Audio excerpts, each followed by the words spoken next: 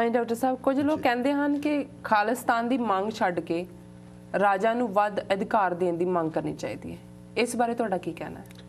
देखो, जिवें मैं पहला भी कहा कि जून 1984 तक जिस मुद्दे ते धर्म युद्ध मोर्चा लगा आनंदपुर का मता सी जी, और आनंदपुर के मते का जिहड़ा मुख दायरा सी जां दायराकार उस सारे रेजोल्यूशन का सी वो यही सी कि कुछ महकमे सेंटर जिन्हां दे विच विदेश मंत्रालय, रखिया मंत्रालय, करंसी है, ये अपने कोल रख के बाकी सारे जिहड़े महकमे ने उस स्टेटां नूं दे दे ताकि स्टेटां जिहड़ियां ने वो खुद मुख्तियार होण कुछ मामलों दे विच केंद्र दी इंटरफीरेंस होए। सो ये मंग कल्ली पंजाब लई नहीं सी, भारत दे सारे सूबियां लई सी जी।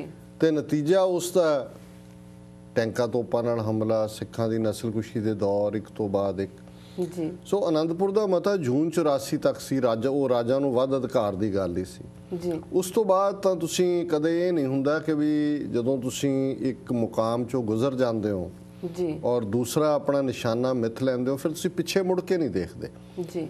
और यही गल अमरीका की जदों मैं डिक्लेरेशन ऑफ इंडिपेंडेंस की गल की है, जी टफ टाइम इन्हां कोल भी आया। एक वक्त सी कि एक वड्डी गिणती च लोग ये सोचण लग गए इत्थों दे भी ब्रिटिश इन्नी वड्डी पावर सी, असीं अमरीकन थोड़े जे असीं इन्हां नाल पंगा ले लिया, ये तो ठीक नहीं कीता।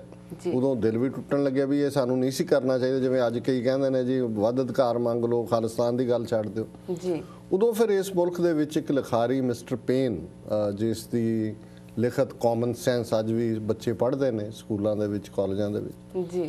ਉਹਦੇ 'ਚ ਉਹਨੇ ਫਿਰ ਅਮਰੀਕਨਾਂ ਨੂੰ ਵੰਗਾਰਿਆ ਸੀ। ਉਹਨੇ ਕਿਹਾ ਕਿ ਵੀ dark days try the soul of man, ਜਦੋਂ ਔਖੇ ਦਿਨ ਆਉਂਦੇ ਨੇ ਉਹ ਤੁਹਾਡੀ ਜਿਹੜੀ ਆਤਮਾਵਾਂ ਦੀ ਪਰਖ ਹੁੰਦੀ ਹੈ ਤੇ ਜਿਹੜੇ ਸਨਸ਼ਾਈਨ ਪੈਟਰੀਓਟ ਨੇ ਚੜ੍ਹੀ ਧੁੱਪ ਦੇ ਉੱਤੇ ਦੇਸ਼ ਭਗਤ ਬਣੇ ਹੁੰਦੇ ਨੇ ਦੇ ਵਿਦਰ ਅਵੇ ਉਹ ਪਾਸੇ ਹੋ ਜਾਂਦੇ ਨੇ ਤੇ ਜਿਹੜੇ ਸੱਚੇ ਸੁੱਚੇ ਦੇਸ਼ ਭਗਤ ਨੇ ਉਹੀ ਆਪਣੀ ਅੱਡੀ ਗੱਡ ਕੇ ਜ਼ਮੀਨ ਤੇ ਖਲੋਂਦੇ ਨੇ। ਔਰ ਉਹਨੇ ਕਿਹਾ ਵੀ ਇਸ ਵੇਲੇ सौण का वेला नहीं है जां शिकायत का वेला नहीं है, खलोण का वेला और लड़न का वेला है और आज़ादी लैण का वेला।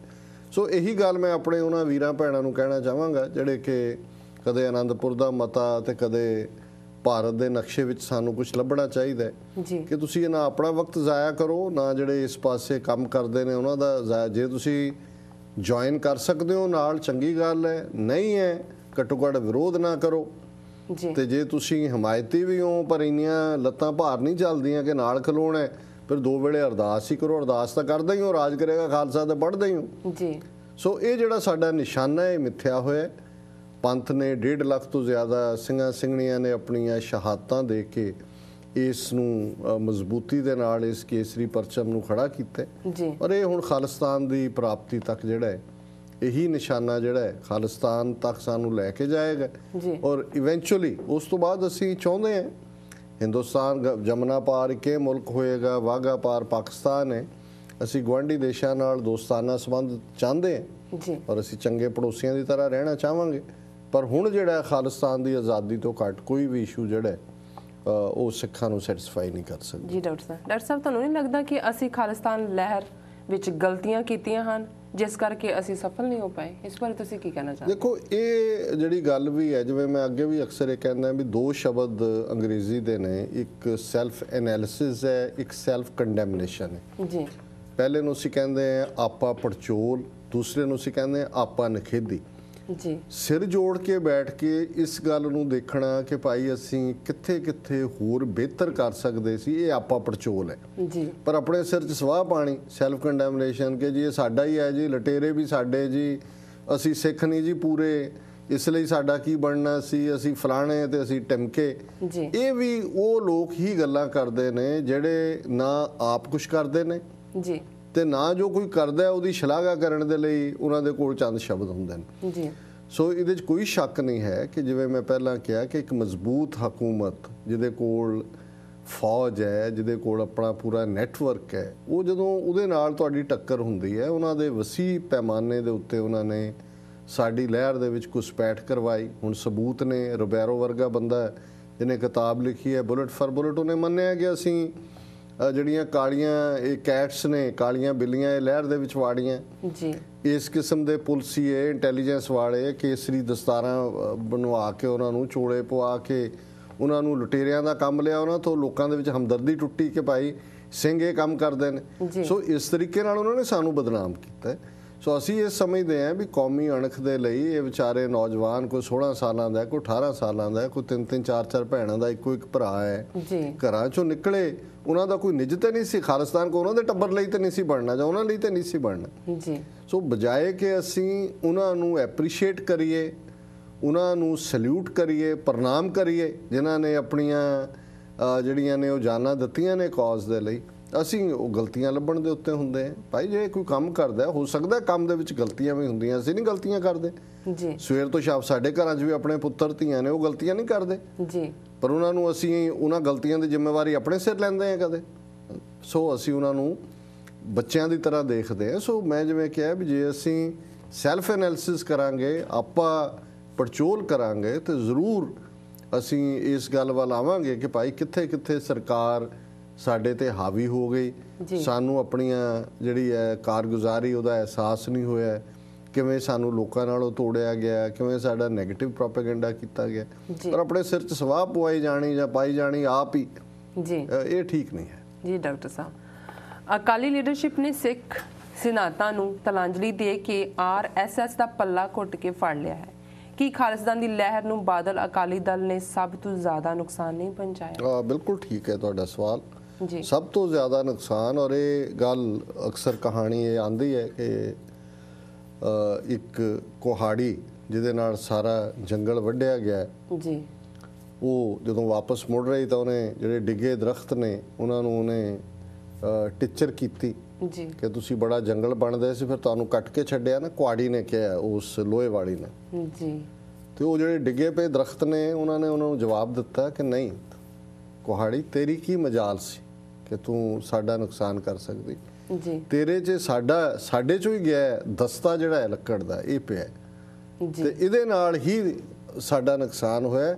ਤੇਰੀ ਕੋਈ ਹਿੰਮਤ ਜਾਂ ਤੇਰੇ ਕੋਲ ਉਹ ਕੈਪੇਬਿਲਿਟੀ ਨਹੀਂ ਸੀ ਕਿ ਤੂੰ ਸਾਡਾ ਨੁਕਸਾਨ ਕਰ ਸਕਦਾ। ਸੋ ਇਹ ਹਰ ਕਲਚਰ ਦੇ ਵਿੱਚ ਇਸ ਦੇ ਅੱਡ-ਅੱਡ ਰੂਪ ਨੇ ਇਸ ਕਹਾਣੀ ਦੇ, ਪਰ ਹਕੀਕਤ ਇਹ ਹੈ ਵੀ ਜਿਹੜੀ ਕੁਹਾੜੀ ਦੇ ਨਾਲ ਦਰਖਤ ਵੱਢਿਆ ਜਾਂਦਾ ਹੈ, ਦਸਤਾ ਤਾਂ ਉਹਦਾ ਉਸ ਲੱਕੜ ਦਾ ਹੀ ਹੁੰਦਾ।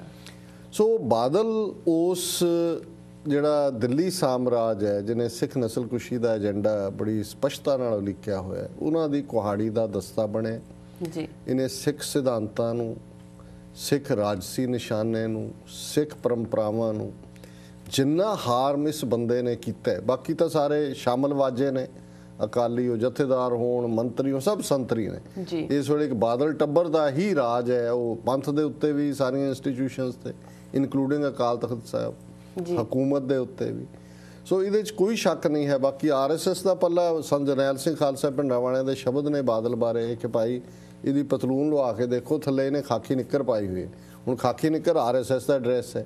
ਸੋ ਉਹਨਾਂ ਨੂੰ 30-32 ਸਾਲ ਪਹਿਲਾਂ ਇਸ ਗੱਲ ਦੀ ਸੋਝੀ ਸੀ ਕਿ ਜਿਹੜਾ ਅਕਾਲੀ ਦਲ ਦਾ ਵੱਡਾ ਲੀਡਰ ਬਣਿਆ ਹੋਇਆ ਹੈ ਇਹ RSS ਦਾ ਬੰਦਾ ਹੈ ਔਰ ਇਹਦਾ ਮਾਈਂਡਸੈਟ ਹਿੰਦੂ ਤੋਂ ਵੀ ਹੈ। ਸੋ ਅੱਜ ਗੱਲ ਉੱਥੇ ਖੜੀ ਹੈ ਕਿ ਉਹਨਾਂ ਦਾ ਇੱਕ ਜਿਹੜਾ ਬੋਲ ਹੈ ਉਹ ਸੱਚ ਸਾਬਤ ਹੋ ਰਿਹਾ ਹੈ, ਸਾਡੇ ਸਾਹਮਣੇ ਹੈ ਹਕੀਕਤ।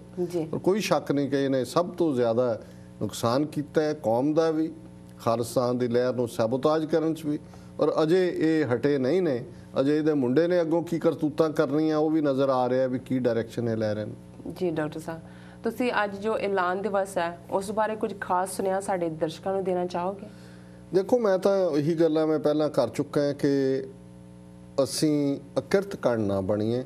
ਸਾਡੇ ਯੋਧਿਆਂ ਨੇ, ਸਾਡੀਆਂ ਬਹਾਦਰ ਸਿੰਘਣੀਆਂ ਨੇ ਇਸ ਪੀਰੀਅਡ ਦੇ ਵਿੱਚ ਬਹੁਤ ਕੁਰਬਾਨੀਆਂ ਕੀਤੀਆਂ ਜੀ, ਤੇ ਸਾਡਾ ਇਹ ਫਰਜ਼ ਬਣਦਾ ਹੈ ਕਿ ਜਦੋਂ ਕਿਸੇ ਚੀਜ਼ ਦੀ ਨੀਂਹ ਰੱਖੀ ਜਾਂਦੀ ਹੈ, ਮੁਸ਼ਕਲਾਂ ਆਉਂਦੀਆਂ ਨੇ, ਅਸੀਂ ਇੱਕ ਘਰ ਬਣਾਉਂਦੇ ਹਾਂ ਆਪਣਾ। ਅਸੀਂ ਬਜਟ ਵੀ ਬਣਾਇਆ ਹੁੰਦਾ ਹੈ ਕਿ ਜੀ $2 ਲੱਖ 'ਚ ਅਸੀਂ ਕਰਨਾ ਹੈ, ਪਰ ਜਦੋਂ ਅਸੀਂ ਅੱਧ 'ਚ ਪਹੁੰਚਦੇ ਹਾਂ ਲੱਗਦਾ ਵੀ ਖਰਚਾ ਤਾਂ ਦੁੱਗਣਾ ਹੋਣਾ ਹੈ। ਫਿਰ ਅਸੀਂ ਮੰਗਦੇ ਤੰਗਦੇ ਵੀ ਹੈ, ਲੋਨ ਵੀ ਲੈਂਦੇ ਆ, ਅਸੀਂ ਉਸ ਘਰ ਨੂੰ ਬਣਾਉਂਦੇ। ਉਦੋਂ ਅਸੀਂ ਇਹ ਨਹੀਂ ਕਹਿੰਦੇ ਕਿ ਜੀ ਸਾਡਾ ਅੰਦਾਜ਼ਾ, ਅਸੀਂ ਕਿਉਂ ਅੰਦਾਜ਼ਾ ਗਲਤ ਲਾਇਆ ਜੀ। ਤੇ ਜੇ ਇੱਕ ਨਿੱਜੀ ਘਰ ਵੇਲੇ ਸਾਡੀਆਂ ਯੋਜਨਾਵਾਂ ਦੇ ਵਿੱਚ ਰੁਕਾਵਟਾਂ ਆਉਂਦੀਆਂ ਨੇ, ਕੋਈ ਬਿਮਾਰੀ ਆ ਗਈ, ਕੋਈ ਹੋਰ ਹੋ ਗਿਆ, ਤੇ ਤੁਸੀਂ ਕੌਮੀ ਘਰ ਬਣਾਉਣਾ ਹੈ ਔਰ ਉਹਦੇ ਲਈ ਵੀ ਇੰਨੇ ਤਾਕਤਵਰ ਦੁਸ਼ਮਣ ਦੇ ਨਾਲ, ਬੇਈਮਾਨ ਦੁਸ਼ਮਣ ਦੇ ਨਾਲ ਵਾਹ ਹੈ, ਤੇ ਬਜਾਏ ਕਿ ਅਸੀਂ ਆਪਣੀਆਂ ਗਲਤੀਆਂ ਕੱਢਣ ਤੇ ਹੋਈਏ, ਇਸ ਦਿਨ ਦੇ ਉੱਤੇ, ਅੱਜ ਦੇ ਦਿਨ ਦੇ ਉੱਤੇ ਰਿਜ਼ੋਲਵ ਕਰੀਏ, ਪ੍ਰਣ ਕਰੀਏ ਕਿ ਅਸੀਂ ਆਪਣੇ ਕੌਮੀ ਨਿਸ਼ਾਨੇ ਨੂੰ ਹਰ ਹਾਲਤ ਦੇ ਵਿੱਚ ਹਾਸਲ ਕਰਾਂਗੇ ਜੀ। ਔਰ ਅੱਜ ਦੇ ਦਿਨ ਮੈਂ ਸਮੂਹ ਖਾਲਿਸਤਾਨ ਦੇ ਸ਼ਹੀਦ ਸਿੰਘਾਂ ਸਿੰਘਣੀਆਂ ਨੂੰ ਵੀ ਪ੍ਰਣਾਮ ਕਰਦਾ ਜੀ। ਔਰ ਜਿਹੜੇ ਜੇਲ੍ਹਾਂ ਵਿੱਚ ਬੰਦ ਨੇ ਅੱਜ ਵੀ ਬੈਠੇ ਨੇ, ਉਹ ਭਾਈ ਜਗਤਾਰ ਸਿੰਘ ਹਵਾਰਾ ਨੇ, ਭਾਈ ਬਲਵੰਤ ਸਿੰਘ ਰਾਜੋਆਣਾ ਨੇ, ਭਾਈ ਦਲਜੀਤ ਸਿੰਘ ਨੇ, ਭਾਈ ਕੁਲਬੀਰ ਸਿੰਘ ਬੜਾ ਪਿੰਡ ਨੇ ਔਰ ਸੈਂਕੜਿਆਂ ਹੋਰ ਜਿਹੜੇ ਕਿ ਕੌਮੀ ਅਣਖ ਦੀ ਖਾਤਰ ਕੋਈ ਕੂੜ ਸੌਦੇ ਵਾਲੇ ਨੂੰ ਸਜ਼ਾ ਦੇਣਾ ਚਾਹੁੰਦਾ ਹੈ, ਕੋਈ ਆਸ਼ੂਤੋਸ਼ ਨੂੰ ਦੇਣਾ ਚਾਹੁੰਦਾ ਹੈ, ਕੋਈ ਭਨਿਆਰੇ ਵਾਲੇ ਨੂੰ ਦੇਣਾ ਚਾਹੁੰਦਾ ਹੈ ਜੀ। ਉਹਨਾਂ ਦੀ ਭਾਵਨਾ ਉਸ ਅੱਗੇ ਸਿਰ ਝੁਕਦਾ ਹੈ ਕਿ ਉਹਨਾਂ ਨੇ ਆਪਣੇ ਸੁੱਖ ਆਰਾਮ ਨਹੀਂ ਦੇਖੇ। ਕੌਮ ਦੇ ਲਈ ਗੁਰੂ ਗ੍ਰੰਥ ਸਾਹਿਬ ਦੀ ਗੁਰਤਾ ਨੂੰ ਜਿਹੜੇ ਚੈਲੰਜ ਕਰਨ ਵਾਲੇ ਨੇ, ਇਹਨਾਂ ਨੂੰ ਸਬਕ ਸਿਖਾਉਣ ਦੇ ਲਈ ਉਹਨਾਂ ਨੇ ਆਪਣੀਆਂ ਜਵਾਨੀਆਂ ਜੇਲ੍ਹਾਂ ਦੇ ਵਿੱਚ ਜਿਹੜੀਆਂ ਨੇ ਉਹ ਗਾਲ ਰਹੇ ਨੇ। ਸੋ ਮੈਂ ਸਮਝਦਾ ਵੀ ਇਹ ਦਿਨ ਉਹਨੂੰ ਦੁਹਰਾਉਣ ਦਾ ਆਪਣੇ ਰਿਜ਼ੋਲਵ ਨੂੰ ਕਿ ਖਾਲਿਸਤਾਨ ਦੀ ਪ੍ਰਾਪਤੀ ਤੱਕ ਸਾਡਾ ਇਹ ਸੰਘਰਸ਼ ਜਾਰੀ ਰਹੇਗਾ ਔਰ ਅਸੀਂ ਇਸ ਦੇ ਵਿੱਚ ਆਪਣਾ ਬਣਦਾ ਯੋਗਦਾਨ ਵੀ ਪਾਈਏ। ਡਾਕਟਰ ਸਾਹਿਬ ਹੁਣ ਵਕਤ ਹੋ ਗਿਆ ਇੱਕ ਛੋਟੇ ਬ੍ਰੇਕ ਦਾ। ਵੀਅਰਸ ਸਾਡੇ ਨਾਲ ਇਸ ਤਰ੍ਹਾਂ ਹੀ ਜੁੜੇ ਰਹੋ, ਮਿਲਦੇ ਹਾਂ ਤੇ ਛੋਟ ਬ੍ਰੇਕ।